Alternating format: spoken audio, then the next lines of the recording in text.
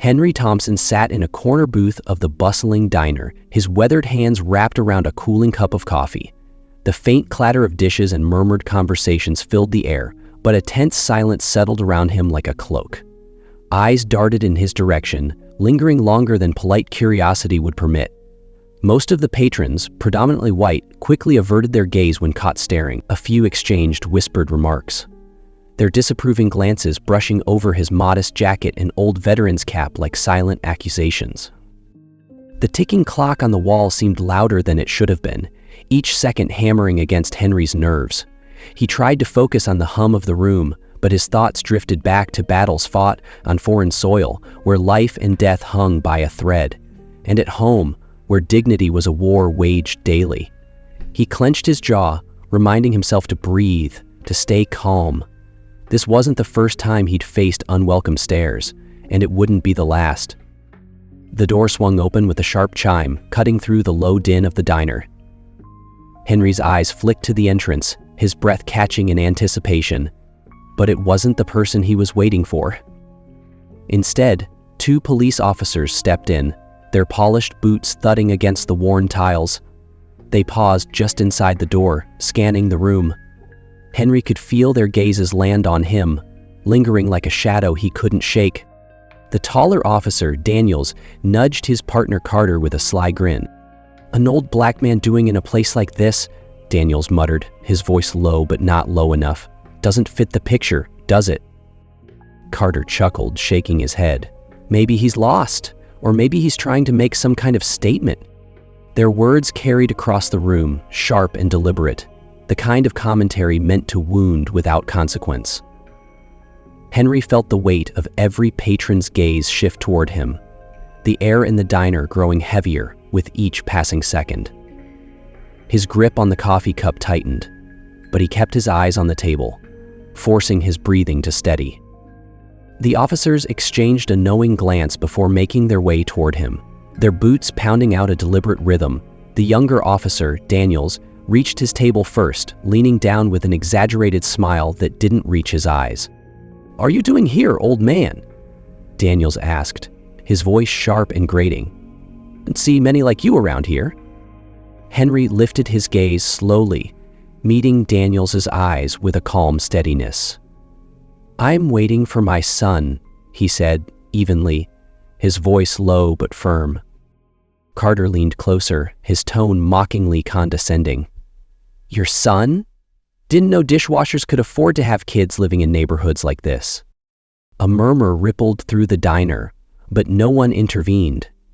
Henry straightened in his seat, his expression unreadable. He'd faced worse in his lifetime, far worse. But the familiar sting of humiliation still cut deep.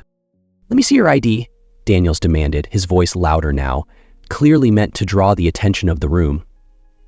The diner fell into an uneasy silence, save for the ticking clock and the distant clink of silverware. Henry hesitated, his hand moving slowly to retrieve his wallet.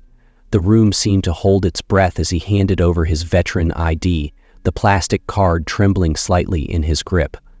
Daniel snatched it from him, holding it up as if examining a counterfeit bill. "A veteran?" Daniel sneered, his lip curling. "Yeah, sure. Maybe in the kitchen brigade." The words echoed through the diner, loud and cruel. Carter laughed, the sound grating against Henry's composure, like nails on a chalkboard. "Back then," Carter added, his voice dripping with disdain, "men like him weren't soldiers, they were cleaning up after real men." Henry's fingers tightened into a fist beneath the table. His heart pounded against his ribcage, but his face remained calm, his expression steady. He wouldn't give them the satisfaction of seeing him falter. From the corner of his eye, he noticed a waitress hesitate near the kitchen door, her tray trembling in her hands. Their eyes met briefly, but she quickly turned away, retreating into the safety of the back room. Around the diner, heads turned back to their plates, avoiding the scene unfolding before them. "Get up," Daniels barked, his tone growing more aggressive. "This ID looks fake. Let's take you outside for a real inspection." Henry didn't move, his silence as deliberate as his stillness. But when Daniels shoved the table aside, spilling his coffee across the floor, Henry felt the fragile thread of composure begin to fray. The diner fell completely silent, every pair of eyes now locked on the confrontation. As Henry rose slowly to his feet, the pieces of his broken cane, a symbol of his dignity, scattered nearby. The room seemed to hold its collective breath. Somewhere, deep within him, a storm began to stir. The tense silence was shattered as the officers escalated their intimidation. Daniels smirked, stepping closer until his shadow loomed over Henry. The diner's patrons, previously murmuring in hushed tones, now watched intently, caught between curiosity and discomfort. "Come on, old man," Daniels said, his voice sharp. "We don't have all day." Henry straightened his shoulders, a quiet defiance in his posture. He met Daniels' gaze without flinching, his deep, steady voice cutting through the tension. "I've fought battles harder than this. You don't scare me." Daniels' grin faltered for a moment, but his arrogance quickly returned. Without warning, he grabbed Henry's arm, twisting it roughly behind his back. The action was swift, calculated to cause discomfort, yet Henry did not resist. His veteran's cap fell to the ground as gasps rippled through the diner. Chairs scraped against the floor as a few patrons shifted uneasily, but no one intervened. "Let's make this quick," Carter added, his tone laced with mockery as he reached for Henry's cane. He turned it over in his hands with exaggerated interest, before sneering. "What do we have here? Maybe something you're hiding?" Before Henry could respond, Carter snapped the cane over his knee. The loud crack echoed in the room, drawing startled gasps from several diners. Henry's lips tightened, but he said nothing. His silence, instead of diminishing his presence, only seemed to magnify his dignity, casting the officer's behavior in a harsher light. "Not so tough now, are you?" Daniels jeered, his grip tightening on Henry's arm. A young woman seated at a nearby table suddenly stood, her voice trembling but determined. "Leave him alone. He hasn't done anything wrong." Her words hung in the air like a challenge. Daniels turned to her with a glare, his tone dripping with menace.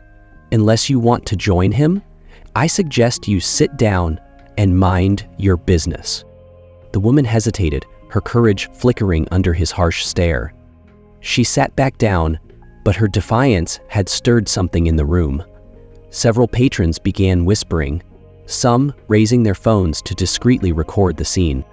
Henry, sensing the shifting atmosphere, spoke calmly. "You think this is justice? You think this shows strength?" His voice was not loud, but it carried weight. For the first time, Daniels and Carter appeared unsettled, their actions met with the judgmental eyes of an audience that was no longer indifferent. Suddenly, Carter noticed a small card lying on the table. Curious, he picked it up and froze. His smug expression vanished as he read the bold lettering, 5 pence, reservation for Commissioner Robert Thompson. "Daniels," Carter stammered, his voice cracking with alarm. You might want to see this." Daniels snatched the card from him, his face paling as realization dawned. Their humiliation was written plainly across their expressions. But before they could act, the door swung open. Robert Thompson, tall and imposing in his dark suit, stepped into the diner. His eyes swept over the scene, landing on his father's disheveled figure, the broken cane, and the officers' panicked faces. "What's going on here?" the commissioner asked, his voice calm, yet razor-sharp. The room held its collective breath, the tide of power shifting in an instant. The officers' authority, once unchecked, dissolved under the weight of their superiors' icy glare. The commissioner's entrance froze the scene, his commanding presence reshaping the room's dynamic. His sharp gaze moved deliberately over each detail, the spilled coffee pooling on the floor, the splintered remains of the cane, and the officers gripping his father. "Officers," Robert Thompson said evenly, his tone edged with steel, "release him, now." Daniels, still holding Henry's arm, hesitated, as if unwilling to relinquish the power he'd so confidently wielded moments before. Carter, clutching the broken cane, looked to his partner, his earlier smugness replaced by panic. "But, Commissioner," Daniels began, stumbling over his words, "we didn't know." "I didn't ask for excuses," Robert interrupted, his voice firm. "Left. Him. Go." The diner fell silent, save for the rustle of Daniels reluctantly releasing Henry's arm. The older man straightened slowly, the weight of the confrontation evident in his measured movements. He met his son's eyes briefly, a flicker of pride cutting through the lingering tension. As Daniel stepped back, Robert addressed him directly, his voice unwavering. "Explain to me why my father is standing here like this. Why you felt the need to assault an elderly man sitting quietly at a table." Daniels opened his mouth, but no words came. Carter, perhaps emboldened by desperation, attempted an explanation. "We were conducting an inspection," Carter said, his voice tight. "He didn't seem to belong here, so you decided to harass him," Robert interjected, his calm demeanor barely masking his fury. "To humiliate him, spill his coffee, and break his cane, all because he didn't seem to belong?" The patrons watched intently, some holding up their phones, capturing every word. The weight of judgment from their audience grew heavier on the officers. With each passing second, Carter shifted uncomfortably, his gaze darting toward the exit as if seeking escape. Robert turned his attention to the young woman who had spoken up earlier. "Miss, were you here the whole time?" The woman nodded, her voice steadied despite the earlier intimidation. "Yes, they were harassing him from the moment they walked in. He didn't do anything wrong." "Thank you," Robert said, his tone softening momentarily. He returned his attention to the officers, his expression hardening once more. "Do you realize how unacceptable your behavior is? This isn't just about my father. It's about how you wield your authority. And right now, you've demonstrated exactly why people don't trust it." Daniel's face turned red, his composure cracking under the pressure. "It was a misunderstanding, sir. We didn't mean—" "You didn't mean what?" Robert asked, his voice rising slightly, cutting through the excuses. "To use your position to belittle someone? To assume guilt based on appearance alone? Or to show the entire community exactly how prejudice thrives?" Henry, who had remained quiet throughout the exchange, finally spoke. His voice was low, but carried the weight of decades of struggle. "Robert, let them explain themselves fully." The commissioner paused, his jaw tightening as he considered his father's words. He gestured for Daniels to continue, his expression unreadable. Daniels swallowed hard. "You escalated," Robert finished coldly. "You saw an elderly black man sitting alone, and instead of asking questions, you jumped to conclusions." At that moment, Robert picked up the shattered remains of Henry's cane, holding it in front of the officers. This was his support, something he needs to move through the world, and you destroyed it. Does this look like protecting and serving to you? Neither officer answered. Their silence spoke volumes, leaving the diners to murmur quietly among themselves. Taking a deep breath, Robert turned to his father, his voice softer now. "Are you all right, Dad?" Henry nodded, his composure intact despite the humiliation he had endured. "I'm fine. You handled it well." The commissioner placed a steadying hand on his father's shoulder before addressing the entire diner. "Let me make this clear to everyone here.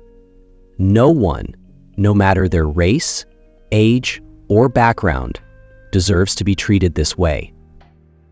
This behavior is unacceptable, and I won't tolerate it in my department." Turning back to Daniels and Carter, Robert's voice grew cold again. "Both of you will report to my office tomorrow morning. Effective immediately, you're suspended. Consider this a chance to reflect on whether you're fit to wear that badge." The officers' faces paled as the weight of their actions finally hit them. Daniels muttered a half-hearted "yes, sir," while Carter simply nodded, unable to meet the commissioner's gaze. "Now leave," Robert said firmly. "You've done enough damage here." As the officers hurried out of the diner, their departure marked by the heavy slam of the door, A round of quiet applause broke out among the patrons. The young woman who had initially spoken up smiled at Henry, her expression one of admiration. Henry returned the smile, though his exhaustion was evident. The adrenaline that had kept him composed now waned, replaced by the ache of the confrontation. "Let's get you home," Robert said quietly, helping his father gather his belongings. As they prepared to leave, the murmurs of the patrons followed them, some expressing outrage at the officers, others quietly commending Robert's handling of the situation. Stepping into the crisp evening air, Henry paused, looking up at the sky. "You've made me proud today, son," he said, his voice filled with quiet emotion. "Not just as your father, but as someone who fought for what this country could be." Robert's expression softened, his usual stoic demeanor giving way to a rare moment of vulnerability. "The fight's not over, Dad. But we'll keep pushing, together." With that, they walked away from the diner, the echoes of change stirring in their wake. As Henry and Robert stepped outside the diner, the cool evening air wrapped around them, offering a brief reprieve from the heated confrontation inside. But the tension lingered, a heavy weight neither could easily shake. Robert's hand remained on his father's shoulder, steady and reassuring, but his eyes betrayed the storm brewing within. Before they could reach Robert's car, a voice called out behind them, "Commissioner Thompson, wait!" Turning, they saw the young woman from the diner hurrying toward them, her phone clutched tightly in her hand. Her earlier bravery seemed muted now, replaced with a hesitant resolve. "I'm sorry to bother you," she began, her voice soft but firm, "but I thought you should see this." She held out her phone, the screen displaying a video of the entire altercation. From the moment the officers entered to the commissioner's intervention, everything had been recorded. Robert glanced at the video, his jaw tightening. "Thank you," he said after a moment. "This will be important for the investigation. May I ask for your name, in case we need a statement?" "Rachel," she replied, her grip on the phone loosening slightly. "Rachel Taylor, and I'll gladly give a statement. What they did to your father was wrong." Henry stepped forward, his expression softening. "Thank you, Rachel," he said sincerely. "Standing up like that takes courage. Not many people do." Rachel's cheeks flushed, but she smiled. I couldn't sit there and watch. If we don't speak up, nothing changes." Her words hung in the air, resonating deeply. After exchanging contact information, Rachel returned to the diner, leaving Henry and Robert to continue toward the car. The quiet of the street was broken only by the distant hum of traffic, but the silence between father and son was heavy with unspoken thoughts. As they reached the car, Robert paused, his hand lingering on the door handle. "Dad," he began, his voice uncharacteristically hesitant. "What they did in there, it shouldn't have happened. Not to you. Not to anyone." Henry looked at his son, his eyes tired but unwavering. "I know, Robert, but this isn't the first time, and it won't be the last." Robert clenched his fists, his frustration evident. "It doesn't make it right. It doesn't make it acceptable. I'm tired of seeing this, of hearing about it, and now—" He stopped, struggling to contain his emotions. "Now it's you." Henry placed a hand on his son's arm, grounding him. "You did the right thing back there. You held them accountable. That's how we fight this, by making sure they can't get away with it." As if on cue, Robert's phone buzzed in his pocket, breaking the moment. He pulled it out, frowning at the screen. It was a message from his office. Robert knew this instant would be from the police dash. He sent the message. "Okay, that's too bad. You were major sore in eating. I'm guessing you didn't need Jace's help," he said. "Yes, sir. I was worried about what Robert would think." Robert smiled and reached out. The escalation was swift, as it always was in the digital age. Videos from the diner had gone viral, drawing immediate attention. Robert sighed, his shoulders heavy with the weight of his dual roles, son and commissioner. "It's already out there," he murmured, showing the message to Henry. Henry's gaze lingered on the phone for a moment before he spoke. Good, let people see. Let them know what happens, even to an old man who just wanted to have coffee with his son. Robert nodded, his resolve hardening. They'll know, and those officers will answer for this. As they drove away, the cityscape blurred past them, the glow of streetlights casting shifting shadows across their faces. Robert's mind raced with thoughts of the fallout in the media inquiries, community outrage, and the inevitable scrutiny of his department. But amid the chaos, one thought stood out. This wasn't just about his father. It was about every person who had endured similar injustices without the benefit of a public platform or a commissioner for a son. Arriving at Henry's modest home, they sat in the car for a moment, the engine idling softly. "You're going to be busy," Henry said, breaking the silence. His tone was calm, but carried a note of pride. Robert glanced at his father. "Busy's an understatement, but I'll make time to check in on you, promise." Henry smiled faintly. "I've been through worse, Robert. You focus on doing what needs to be done. This isn't just about me." As Robert helped his father inside, the weight of the evening still pressing on him, he couldn't help but reflect on the bigger picture. This wasn't just a fight for justice for Henry. It was a fight for systemic change. And as the night wore on, the ripples of their confrontation at the diner began to spread further, reaching places neither of them could yet imagine. Back at his office later that night, Robert faced a barrage of emails, calls, and urgent messages. Statements from witnesses like Rachel had already started pouring in, their voices amplifying the story. The incident had ignited a firestorm of conversations online, with hashtags calling for accountability and an end to racial profiling trending nationwide. Robert leaned back in his chair, exhaustion tugging at him. But alongside the fatigue was a glimmer of hope. Hope that this moment, painful as it was, could become a turning point. He knew the road ahead would be difficult, filled with resistance and obstacles, but he also knew one thing for certain: he wouldn't stop until justice was served. Not just for his father, but for everyone who deserved better. Meanwhile at home, Henry sat quietly by the window, gazing out at the stars. The evening had been harrowing, but as he reflected on his son's actions and the bravery of strangers like Rachel, he felt a renewed sense of purpose. The fight wasn't over, but he wasn't alone, and that made all the difference. The following morning, the city awoke to the incident dominating the news. Every local channel carried the story, amplified by viral social media videos. Headlines screamed accusations of racial profiling, police misconduct, and abuse of power.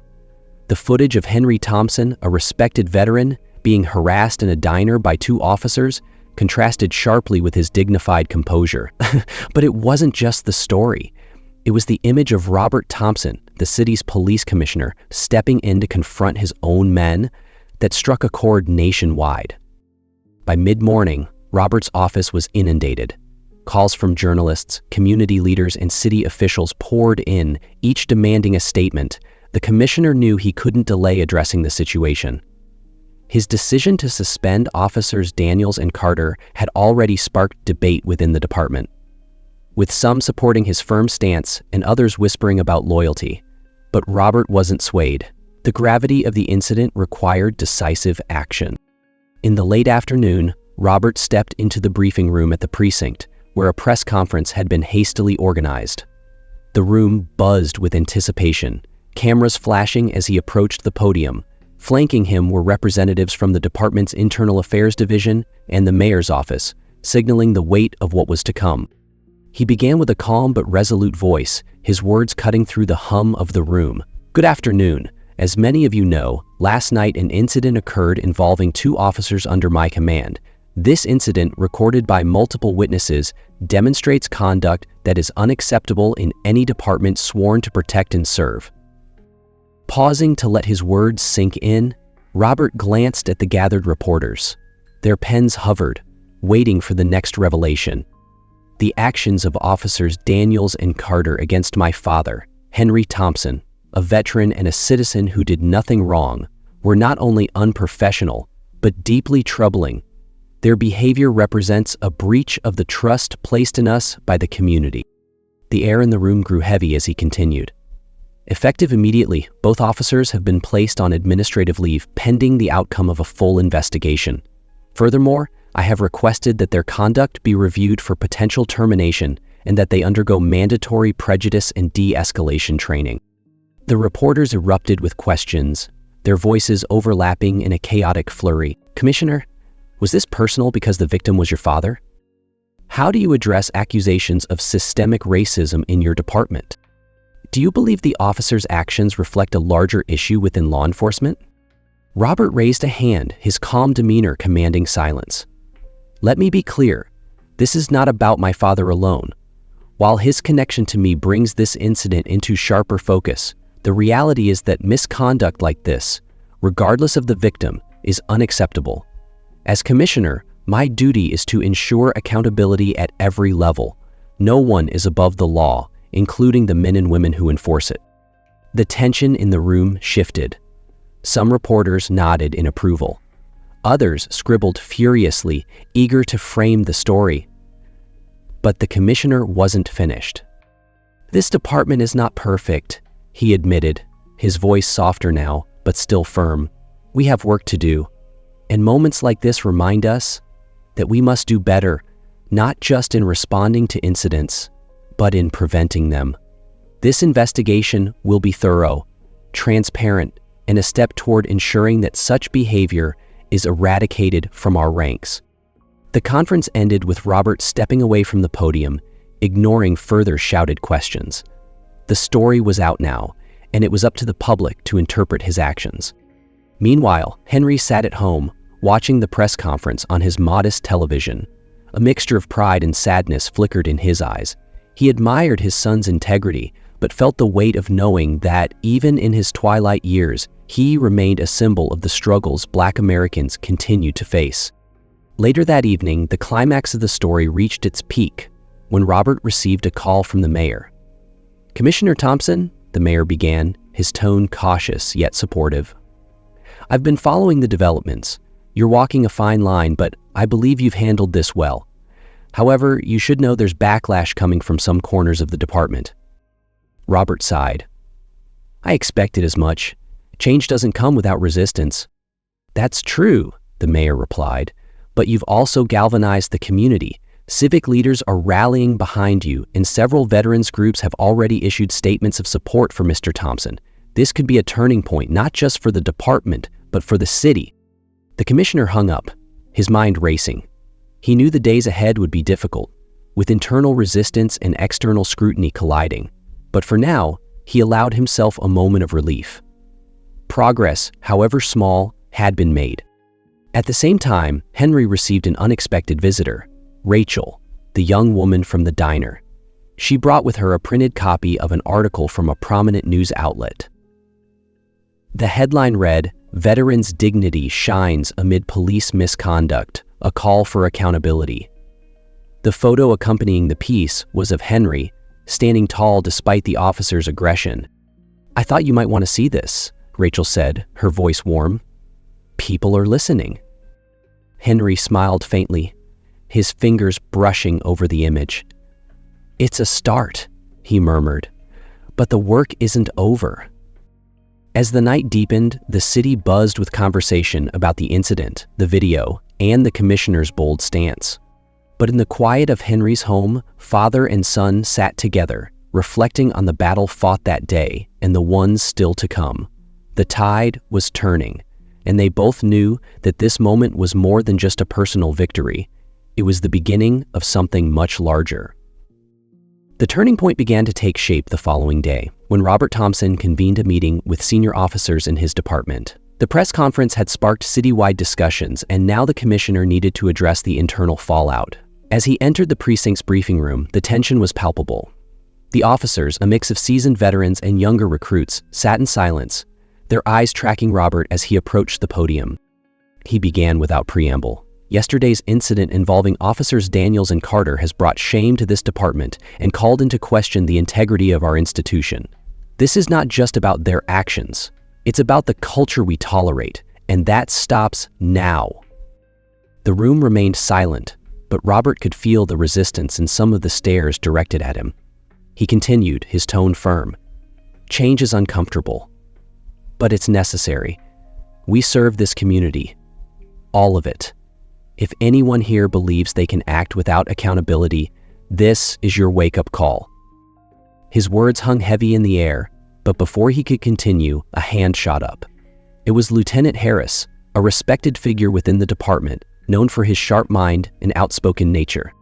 "Commissioner," Harris began, his voice measured but pointed, "we all agree misconduct is unacceptable, but some officers feel blindsided by your public stance. Shouldn't we address these issues internally instead of airing them out for the world to see?" Robert met Harris's gaze evenly. "I understand your concern, Lieutenant, but let me ask you this. Would this have been addressed at all if it hadn't gone public? How many incidents like this happen in silence, swept under the rug because no one is watching? Accountability doesn't begin and end within these walls. It extends to the people we serve." Harris nodded slightly, but his expression remained thoughtful. A murmur spread through the room, a mix of agreement and dissent. Robert seized the moment to push forward. "Transparency is non-negotiable," he said, his voice rising slightly. "This department has a choice. We can either face our flaws and correct them, or we can continue to lose the trust of the community we're sworn to protect. The question is, which path will you choose?" The room fell silent again, but the energy had shifted. While not everyone agreed, the weight of Robert's argument was undeniable. The meeting ended with a clear directive. New, mandatory training on de-escalation and implicit bias would begin immediately, and an independent review board would be established to evaluate incidents of misconduct. Meanwhile, in the community, the incident at the diner had sparked its own momentum. Civic groups, veterans organizations, and local activists held a rally outside City Hall, demanding broader reforms within the police department. Among the speakers was Rachel Taylor, whose video had helped bring the incident to light. Standing before the gathered crowd, Rachel spoke with conviction. "What happened to Mr. Thompson isn't just one story. It's a reflection of what so many people face every day. But change is possible if we stand together and demand it." The crowd erupted in applause, their energy palpable. Among the attendees was Henry Thompson himself, seated quietly in the front row. He hadn't planned to speak, but as the rally progressed, the organizers insisted he share his perspective. Reluctantly, Henry stood and approached the microphone. The crowd fell silent, their attention fixed on the elderly veteran whose story had sparked this movement. "I've seen a lot in my 75 years, Henry began, his voice steady but heavy with emotion. "I've fought battles overseas and battles right here at home, and through it all, I've learned one thing. Change doesn't come easy, but it comes when good people stand up and demand it." He paused, his gaze sweeping over the crowd. "What happened to me wasn't new. It wasn't unique. But what's different now is that people are paying attention. And it's not just my fight, it's ours." The crowd roared its approval, chanting Henry's name as he stepped back. Rachel met him with a warm smile, her respect evident. "You're inspiring so many people," she said. "I hope so," Henry replied, his voice soft, "because we can't afford to stop now."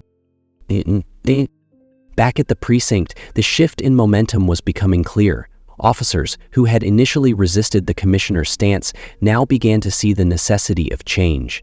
Robert received emails from several younger recruits expressing their gratitude for his leadership and their commitment to the department's new direction. But not everyone was on board. In the following days, a faction within the department began pushing back, circulating rumors that Robert's decisions were politically motivated. The tension reached its peak when Daniels and Carter, emboldened by support from some of their peers, filed a grievance against their suspension, claiming they were being unfairly targeted to make an example. The grievance forced Robert's hand, leading to a formal disciplinary hearing. The community watched closely, their trust in the commissioner hinging on his ability to hold the officers accountable. The hearing was tense, with both sides presenting their arguments. Daniels and Carter claimed they acted out of concern for public safety, but witness testimonies and the viral video painted a damning picture of their bias and abuse of power. The turning point came when Rachel Taylor testified, her words cutting through the officers' justifications. "What I saw wasn't public safety," she said firmly. "It was harassment. And if we don't call it out, it will happen again." By the end of the hearing, the decision was clear. Daniels and Carter were formally dismissed, their actions deemed a violation of department policy and the public trust. The ruling sent a powerful message: accountability was no longer optional. That evening, as Robert and Henry sat together in Henry's living room, the weight of the past days began to lift. The work wasn't finished. Robert knew the road ahead would be long and fraught with challenges. But for the first time, there was hope. "You've done something important," Henry said, his voice filled with quiet pride. "Not just for me, but for so many others." Robert nodded, his expression thoughtful. "This is just the beginning, Dad, but we're moving in the right direction." As they sat in the fading light, father and son found solace in the knowledge that their actions had sparked change that could ripple far beyond the confines of one diner or one city, creating a future where dignity and justice were more than ideals, they were a reality. In the weeks following the disciplinary hearing, the city began to settle into a new rhythm. The dismissal of Officers Daniels and Carter sent shockwaves through the department and the community. For some, it was a hard-earned victory, a sign that accountability was possible. For others, it was a wake-up call, a reminder that the status quo could no longer go unchallenged.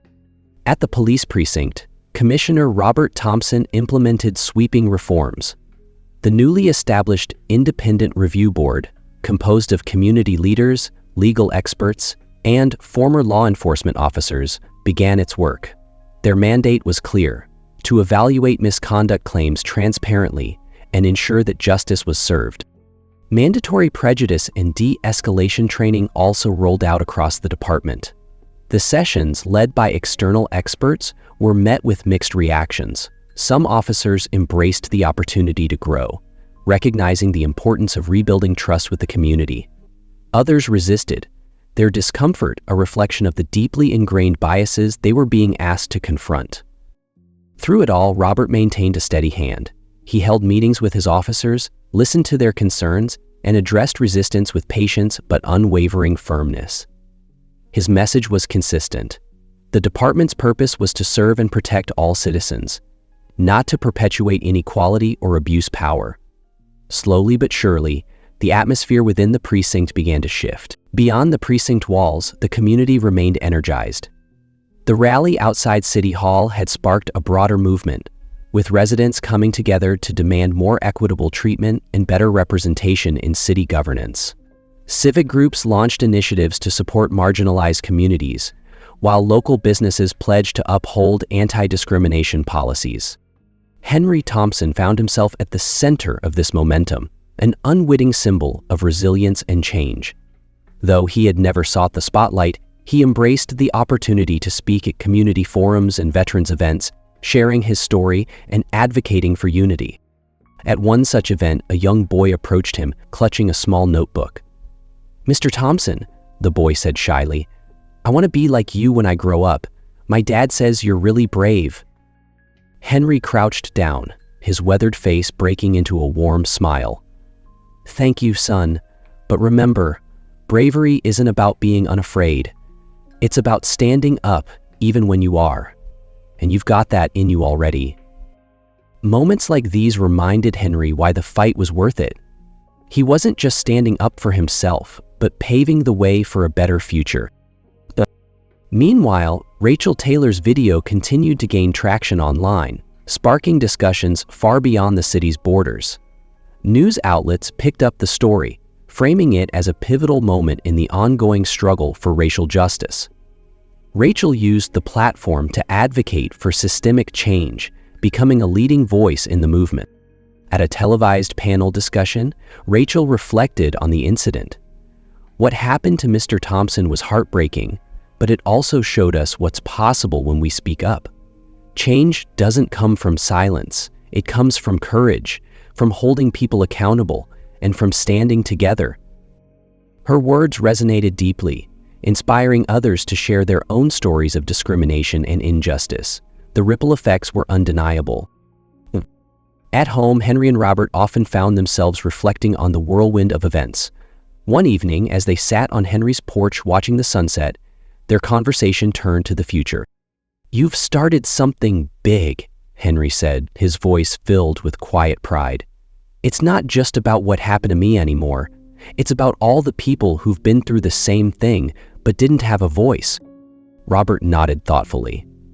"It's a responsibility I don't take lightly, but it's also not something I can do alone.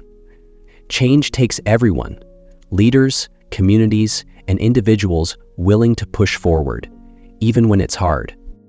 Henry chuckled softly. "Sounds like you've got the right mindset. Just don't forget to take care of yourself in the process." "I won't, Dad," Robert promised, "and I'll keep checking in on you too." Their bond, already strong, had deepened through the ordeal. For Robert, his father's resilience was a source of inspiration. For Henry, seeing his son lead with integrity reaffirmed his faith in the next generation.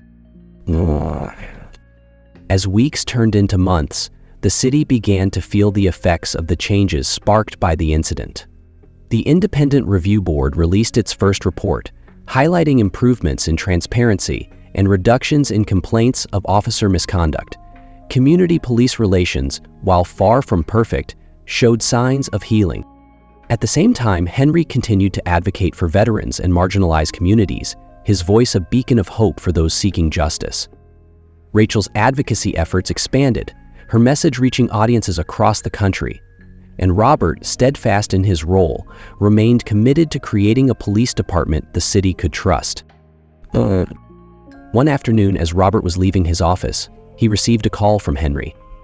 "I've got something for you," Henry said cryptically. "Come by when you're free." When Robert arrived at his father's home, Henry handed him a small package wrapped in simple brown paper. Inside was a new cane, carefully crafted and inscribed with the words, "Strength in Justice." Robert looked up, his throat tightening. "Dad, thank you." "It's a reminder," Henry said, his expression soft, "that the fight isn't just about what we stand against.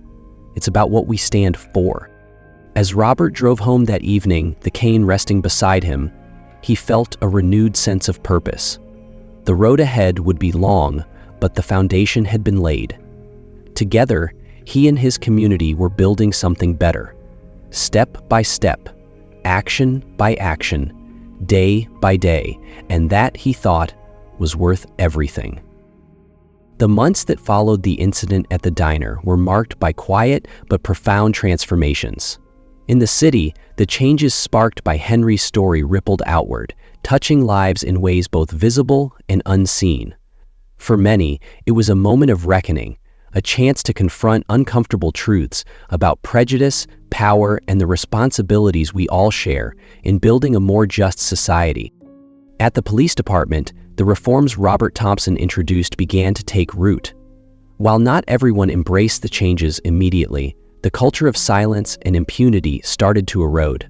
The Independent Review Board, a first in the city's history, became a model for other communities.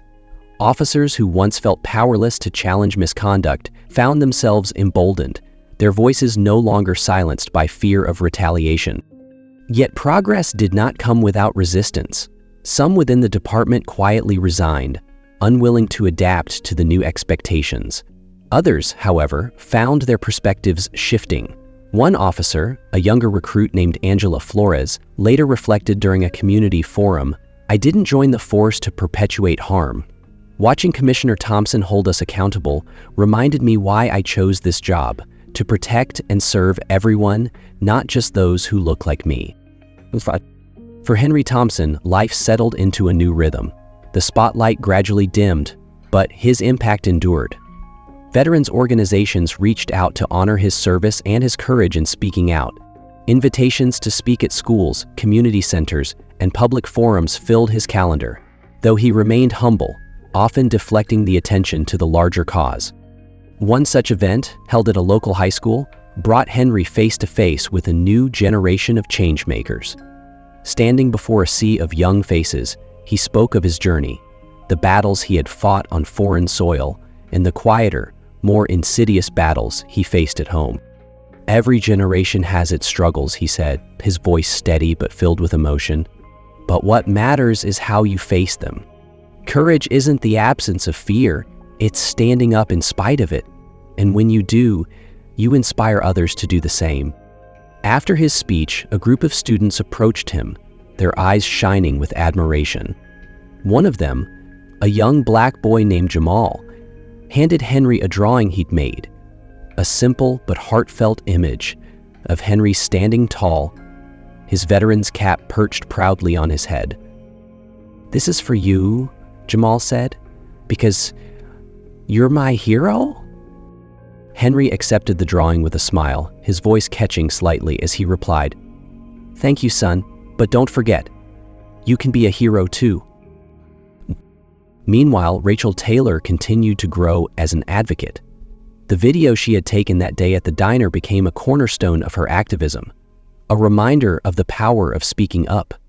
She collaborated with local organizations to launch a campaign called Witness to Change, encouraging bystanders to act when they saw injustice. During an interview with a national news outlet, Rachel reflected on her role in the story. "I didn't set out to make a difference. I just couldn't sit there and do nothing. Sometimes that's all it takes. One small act can ignite something bigger than you ever imagined." Her efforts gained traction, and the campaign spread to neighboring cities, inspiring countless others to intervene and stand up in moments that mattered. For Robert Thompson, the journey was far from over. The changes he implemented were just the beginning, and he knew the work ahead would require relentless effort. But he drew strength from the lessons his father had taught him. Lessons of resilience, dignity, and the quiet power of leading by example. One evening, as Robert prepared for another long day at the precinct, he received an unexpected letter. The envelope was simple, with no return address, but the handwriting was neat and deliberate. Inside was a note from a former officer who had resigned after the reforms began. "Commissioner Thompson," it read, "I didn't understand your decisions at first. I resented them because they made me question myself. But now I see the truth. You weren't just fixing the department. You were giving us a chance to be better. Thank you for not giving up on us, even when we resisted." The note left Robert momentarily speechless. It was a reminder that change, no matter how painful, could reach even the most unlikely places. As time passed, the incident at the diner became more than a story of injustice. It became a symbol of what could be achieved when people chose to act. It reminded the city and the nation that progress often begins in the smallest, most unexpected moments. A veteran's quiet dignity, a commissioner's unwavering resolve, a young woman's bravery in speaking out. For Henry, Robert, and Rachel, the journey continued, each of them carrying forward the lessons of that fateful day. They knew the fight for justice was far from over, but they also knew they weren't alone. Their actions had sparked a movement, proving that even in the face of adversity, change was possible when people came together. Years later, on a quiet anniversary of the diner incident, Henry and Robert sat together once more on Henry's porch, the twilight sky painted in hues of orange and gold. The cane with the words "Strength in Justice" rested beside them, a silent testament to all they had endured and achieved. "You think we've done enough?" Henry asked, his voice soft but thoughtful. Robert smiled faintly, his eyes on the horizon. "Enough to start. The rest, that's up to the ones who come after us." Henry nodded, a sense of peace settling over him. "Well then," he said, leaning back in his chair, "I'd say we've done our part." As the stars began to emerge, their light piercing through the gathering darkness, it was clear that the legacy of that day would endure. It was a reminder that even the smallest acts of courage could ripple outward, leaving the world a little brighter for those who followed.